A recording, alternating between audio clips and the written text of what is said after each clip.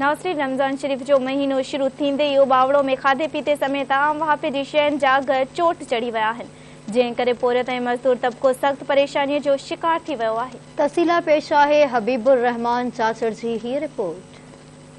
बावड़े में मौजूद आहियूं जिथे रमज़ान बाबरकत महीनो जेको आहे ईंदे जेको आहे महांगाई बि जेको आहे उरूज ते थी वई आहे ऐं हिते जेका आहिनि दुकानदार हुजनि, थोरी सब्ज़ी जा हुजनि, गोश्त जा पटा हुजनि, थोरी फ्रूट जा हुजनि, उहे जेका आहिनि ॿीणो अघु कयूं वेठा आहिनि ऐं ग़रीब जेको आहे सख़्तु परेशान आहे। न कहीं डीसी अचे थो, न को एसी अचे थो, कोई पुछे थो कहीं दुकान वारा हाणे बीठा आहिनि न दुकान वारा, कहीं वटि पूरी लिस्ट लॻल आहे, कुछ भी कोने बाबा, वो सिर्फ पांच लूट मार जलाए। हर शई डबल थी वही है, सब्जी हुजे या फ्रूट हुजे, गरीब जेका माण्हू आहिनि उहे वठण को वीचारा बेवस थी चुका आहिनि।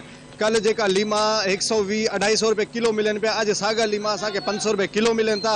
कल जेकी शई असांखे 100 रुपए किलो मिले पई, टमाटर 50 रुपए किलो, अज सागी शई असांखे 250-300 रुपए किलो मिले थी।